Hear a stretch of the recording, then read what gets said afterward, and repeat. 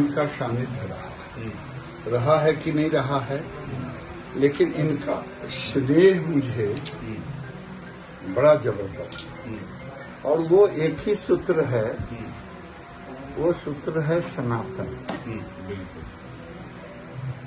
आज जरूरत है राजनीतिज्ञों का विश्वसनीयता खत्म हो गया।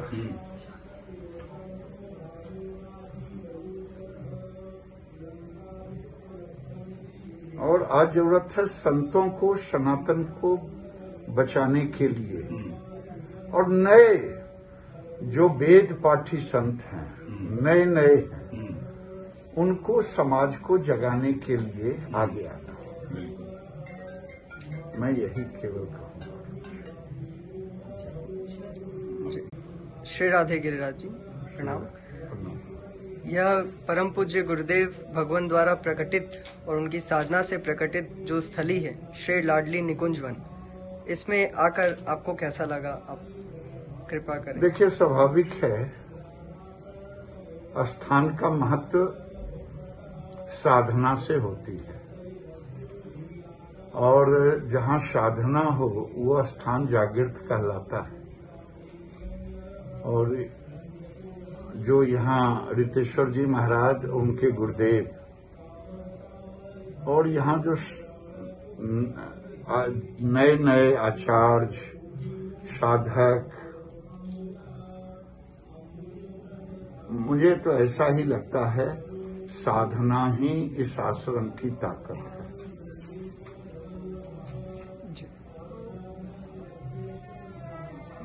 बहुत बहुत धन्यवाद गिरिराज जी, आपका पुनः इंतजार रहेगा।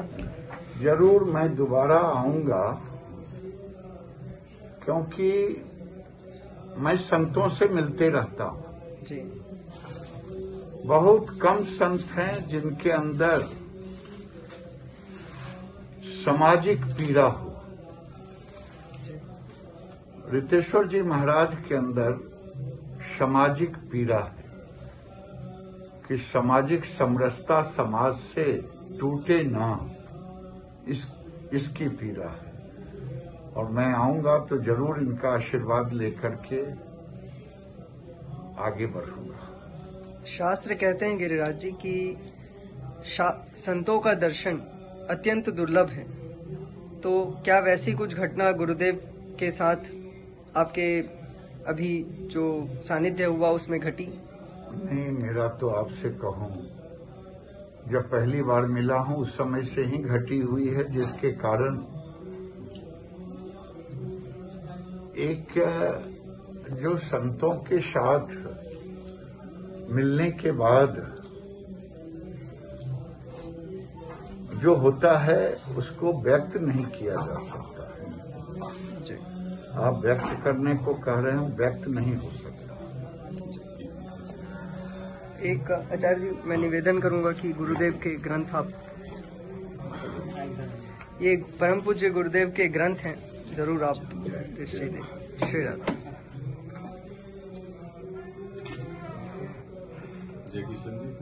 मैं तो पहली बार आया, लेकिन रितेश्वर महाराज जी से मेरी पहले ही मुलाकात हुई, और यहाँ आने के बाद मैं इतना ही कह सकता हूँ, इनके अंदर समाज के लिए बड़ी पीड़ा है, सामाजिक समरसता न टूटे इसके लिए पीड़ा है, और सनातन कैसे मजबूत हो इसकी चिंता है। और मैं कहता हूँ कि सनातन एक ऐसा धर्म है जिसमें कहा गया है वसुधैव कुटुंबकम्, जिसमें कहा गया है सर्वे भवन्तु सुखिनः सर्वे सन्तु निरामय। वही आज मैंने यहाँ देखा। आपने भी यहाँ अपना आवास बनाया, यहाँ सनातन स्थल वो है, उसका प्रचार प्रसार कर रहे हैं आप। कैसे इस स्थली को अपना स्थान बनाया आपने? ब्रज भक्तों का स्थान है, ये प्रेम की भूमि है, और हर तीर्थ स्थान से सनातन धर्म की रक्षा कैसे हो, इसके लिए समस्त संत अपनी अपनी जगह पर अपने आसन बनाकर और लोगों को प्रेरित करते रहते हैं। जब हम भीतर से शक्तिशाली होंगे तो बाहर भी शक्तिशाली होंगे। भारत राष्ट्र बचे, सनातन धर्म बचे, लोग आनंद में रहें, यही संतों का काम है। हमारी युवा पीढ़ी जो है पैसे संस्कृति और भग रही है। आप सनातन संस्कृति को यहाँ काफ़ी युवा बच्चे हैं जो सनातन संस्कृति का प्रचार प्रसार कर रहे हैं। कैसे आपने यहाँ देखा होगा कि ये पूरी सनातन संस्कृति के अवधारणा पर आश्रम बनी हुई है। हम आज भी यहाँ दीपक का प्रयोग करते हैं 5000 साल पहले जैसे भगवान कृष्ण, ताकि वो बच्चे जब कॉन्वेंट पढ़ के यहाँ आ सकें तो समझ सकें कि श्री कृष्ण किस स्थिति में कैसे हैं, और श्री कृष्ण की वास्तविक स्थिति को बच्चे यहाँ समझ सकें।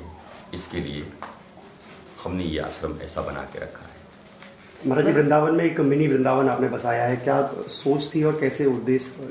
हमारा 5500 वर्ष पूर्व भगवान जैसे वृंदावन में विचरण करते, आज जब बाहर से वृंदावन में विदेशों से देशों से दिल्ली के बच्चे आते, चंडीगढ़ के आते, तो यहाँ केवल बिल्डिंग देखते हैं, बड़ी बड़ी अट्टालिकाएँ मुंबई जैसी, वो तो वहाँ देखते हैं, मुंबई में भी देखते हैं। तो वास्तव में वृंदावन क्या है, वन कहाँ बचा है अब, और वृंदावन का एहसास उनको कहाँ से मिलेगा? वो तो सिर्फ दही भल्ले और बड़ी बड़ी बिल्डिंग देख के चले जाते हैं। तो हमने ये स्थान प्राचीन वृंदावन, छोटा सा वृंदावन, जहाँ आज भी गोधूली बेला में दीपक जलाए जाएं, और हमारे ठाकुर जी का नाम भी गोधूली बिहारी सरकार है, तो यहाँ की आरती बहुत ही अद्भुत आपको वृंदावन की फीलिंग देगी। देश विदेश के बहुत से लोग आते हैं और वो लिख के जाते हैं कि हमने वृंदावन में एक सच्चा छोटा वृंदावन देखा, और मुझे बहुत खुशी मिलती है कि लगता है मैं अपने गुरु के कथनानुसार इस कार्य में थोड़ा सफल हो रहा हूँ। युवा पीढ़ी के संदेश, युवा पीढ़ी के लिए एक ही संदेश है कि 2 तरह की विद्या है, एक है जीवन की विद्या, एक जीविका की विद्या। How to earn money and how to learn money. How to earn money तो सब सीख गए हैं, लेकिन मनी के चरित्र को पढ़ना भी बहुत ज़रूरी है। अगर ये दोनों बातें युवा सीख लें तो न सुसाइड की ज़रूरत पड़ेगी, न हमारे देश में डिप्रेशन होगा, न तनाव होगा। नहीं तो अमेरिका और ब्रिटेन की तरह 80% लोग पागल हो जाएंगे, डॉक्टरों की संख्या बढ़ जाएगी, धन होगा, वैभव होंगे, पर आपकी मानसिक स्थिति ठीक नहीं होगी।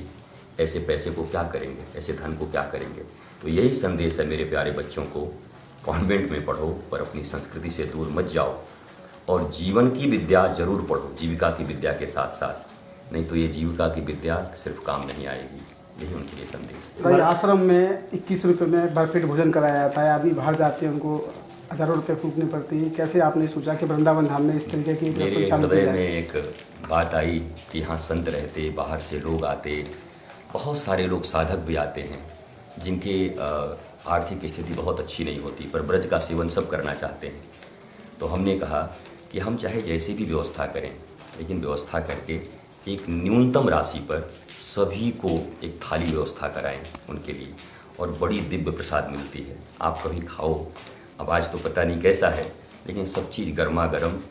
और सबसे बड़ी चीज़ है, हम होटल नहीं है, पहले ठाकुर जी को भोग लगता है और हम प्रसाद देते हैं।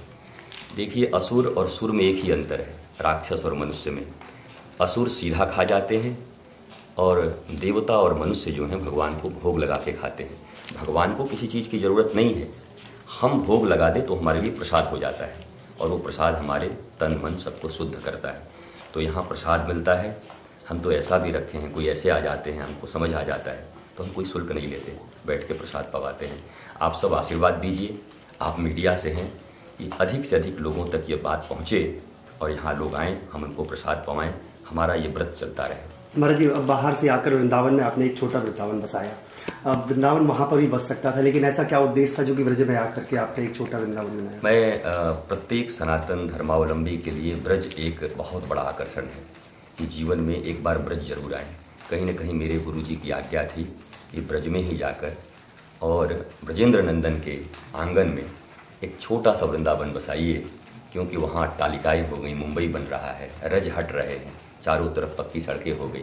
तो हमने यहाँ पर सिर्फ रज रखा, हमने वृक्ष रखे, वृक्षों की आरती होती है। वृंदावन के वृक्षन को मरम न जाने कोई, यहाँ डाल डाल और पात पात पर श्री राधे राधे होए। हम एक पत्ते भी नहीं तोड़ते यहाँ पर। तो ये मैंने तो नहीं बनाया, किशोरी जी ने इसको प्रकट किया है और मेरे गुरु की कृपा ने प्रकट किया है। और आप इसको दिखाने आए हैं, मैं बहुत प्रसन्न हूँ। लोगों तक इसे पहुँचाइए, लोग यहाँ दर्शन करने आए, देखने आए, उनके हृदय में वृंदावन के प्रति बड़ी महिमा जागेगी।